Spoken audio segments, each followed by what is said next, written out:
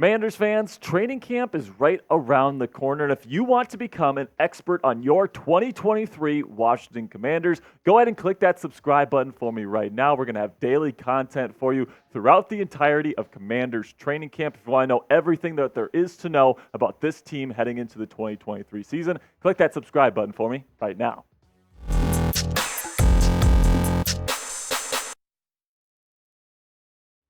What's good, Commanders fans? I am your host, Jack Sperry, and this is the Commanders Report. On today's show, I'm going to be breaking down my list of the top 5 offseason moves made by the Washington Commanders here during the 2023 NFL offseason. It's going to be a great video here, so let's just jump right into today's list. Starting with number 5 here, which is signing quarterback Jacoby Brissett. Now, Jacoby Brissett is not a big-time signing, right? It's not somebody that you're bringing in like an Aaron Rodgers or somebody that's going to completely change the fortunes of a franchise, right? Brissett is somebody that's been mostly a journeyman quarterback. He's gone to multiple stops, started in multiple stops as well. Last year was with the Cleveland Browns and actually played pretty darn well. 64% completion percentage, over 2,500 yards passing, 12 touchdowns, and just 6 interceptions. With his time there in Cleveland before Deshaun Watson got back from his suspension in 2022. And in that time as the starter, Jacoby Brissett was one of the most efficient quarterbacks in this league. And there's definitely a good argument that he should still be a starting quarterback here in the league. You can look at that big-time throw percentage, tied for 12th in the league last year among quarterbacks with 150 or more pass attempts. The wins above replacement per game started a big-time saber metric that NFL front offices use to determine value of players. He was 0.133, which was 14th in the league. The expected completion percentage was pretty low there in Cleveland last year, 61.6, but he ended up having a 74.6 adjusted completion percentage with a differential of 13 percentage points, which was 4th in the National Football League. So he's among the most accurate quarterbacks out there right now. And the Commanders brought this guy in to be their backup, which makes him an excellent plan B just in case Sam Howell doesn't work out. I know a lot of Commanders fans don't even want to entertain that possibility, but let's be frank here. He's a fifth round draft pick in his second year. He's only played in one game, so there's definitely the possibility that Sam Howell doesn't work out. That's not a prediction. I'm optimistic about Sam Howell's future going into his second year, but if he doesn't work out, Jacoby Brissett is an excellent plan B option, which is why it was a great signing here for the Washington Commanders in NFL free agency. So let me know what you guys think down there in the comments section. What is the best move that the Washington Commanders made during the 2023 offseason? Let me know what you guys think down there in the comments. This is going to be the pinned comment on today's show. So in a couple seconds here, YouTube's going to throw you an ad break. Take advantage of that time by answering today's pinned question. And number 4 on my list is giving Daron Payne, the defensive tackle, a massive contract extension. Payne ended up signing a 4-year, $90 million extension with the Commanders this year. And last year he was fantastic, right? 64 tackles, 11.5 sacks, 18 tackles for loss. So Daron Payne is an absolute disruptor in the middle of the Commanders' defense, which is why he got that kind of money. And especially because we just saw Quinnen Williams get signed for $96 million over a 4-year stretch. This deal is actually pretty decent for the Washington Commanders in terms of the value that they are getting here in Daron Payne. And of course, he's right next to Jonathan Allen there on the defensive line. And with both of these guys now fully locked and loaded here with their new contracts, with their extensions, they're here long-term now. There is no excuses left for these guys not to become the most dynamic duo on the interior of the defensive line in the National Football League. They can both get after quarterbacks. They can both be excellent run defenders. I'm expecting big things out of Jonathan Allen and Daron Payne here in 2023. So let me know which of these two gentlemen you think are going to have the most sacks here coming up next year. Do you think it's going to be Daron Payne, type DP there in the comments, or if you think it's going to be Jonathan Allen, type JA. Can't wait to see how you're feeling about the interior of the Commanders defensive line. And now number 3 on my list is I'm kind of cheating here by going with two players here, but drafting the two players in the secondary that are going to be playing significant snaps for you this year in Emmanuel Forbes and Quan Martin. Now, Emmanuel Forbes drafted 16th overall by the Commanders in this year's NFL draft, and he is a perfect fit for Jack Del Rio's zone-heavy scheme where he's going to be able to play off-zone coverage a lot. That's what he played there with Mississippi State, and he ended up breaking the NCAA record for pick sixes in a career with his time with the Bulldogs. He is an absolute ball hawk. He plays with some of the best instincts and acceleration and ball skills I have ever seen from a cornerback coming out of college, and he's going to a defense here where he's a perfect fit. I think he's going to be a fantastic defensive rookie of the year candidate this year. He's going to completely transform this Commanders secondary. And then Quan Martin, you get him in the second round, and that's another really good pick in the secondary. He's going to be playing mostly nickel corner for the Commanders this year, but he might play a little bit of free safety when Derek Forrest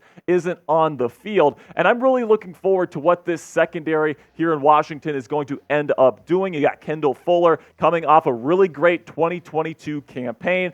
Go alongside there with Emmanuel Forbes, who's going to be looking to take that number one cornerback spot by the end of the year. Those two guys will probably be your week one starters. And then you got Quan Martin there in the nickel, who's going to do a really great job for you on the inside. Did a really great job at Illinois doing just that. I do expect him to start there week one, but you've also got some really nice depth pieces there with Benjamin St-Juste and Danny Johnson. There's some nice pieces there to back these fellas up if you need it. So show your support here for the Commanders Report. If you enjoy the content that we produce for you guys here on a daily basis, go ahead and like today's video and click that thumbs up icon. It's a free and easy way to tell the YouTube algorithm that you enjoy our content and that they should push our videos to other Commanders fans like yourselves.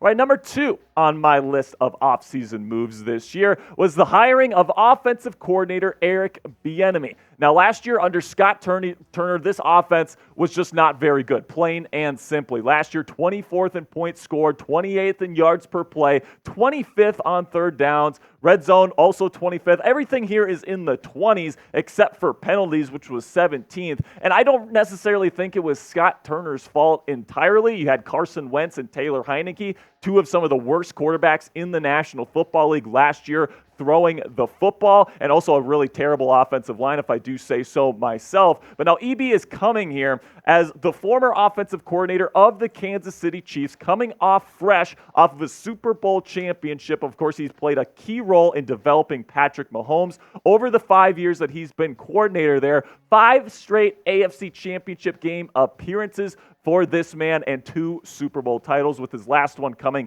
against the Philadelphia Eagles this last February. And he's looking to prove that he can be a head coach here in the NFL. Of course, in there in Kansas City, you got Andy Reid helping this guy out with the game planning, all this different stuff. Even though Bienemy was the one calling the plays, Andy Reid was the one getting most of the credit there in KC. So Eric ends up coming over to Washington to try to prove that he's got the chops to be a head man here in the National Football League. And personally, I think that he's going to do it, but he does have a couple of challenges in front of him here. Number one is that he's being tasked with developing a unproven quarterback here in Sam Howell. All right, he's coming in.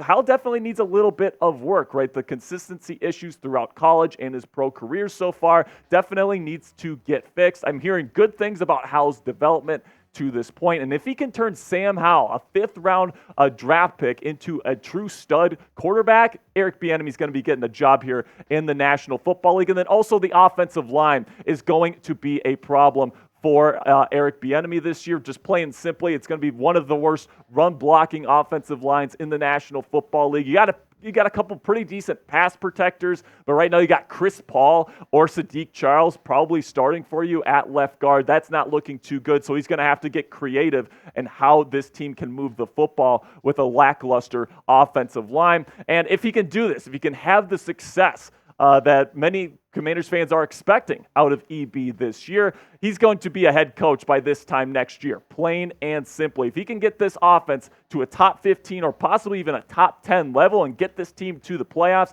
he's going to be leading an NFL franchise there in 2024. So predict it for me here in the comment section. Will Eric Bienemy lead the Commanders offense to a top 15 finish here in 2023? Give me a yes or give me a no. Let me know how you're feeling about the offensive coordinator down there in the comments section.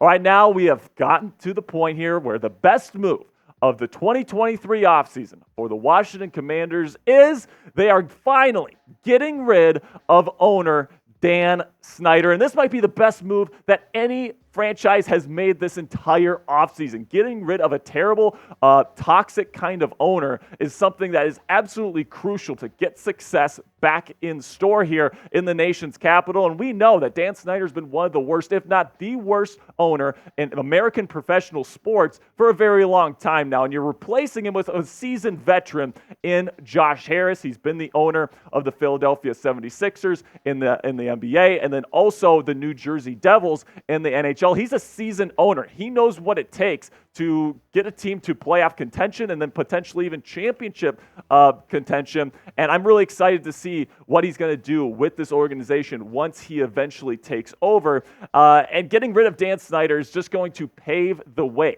for this storied franchise, this blue blood franchise in the National Football League to finally get back to glory, finally get back to championship contention and get rid of all these scandals and get rid of all this losing, because we are fed up with it and we are ready for a change here in the nation's capital. So if you are excited that Dan Snyder is hopefully gone from the nation's capital and the Washington football franchise, type me down in the comment section right now. That's going to be it for me today, guys. Really do appreciate all the support. And until next time, hail to the Commanders.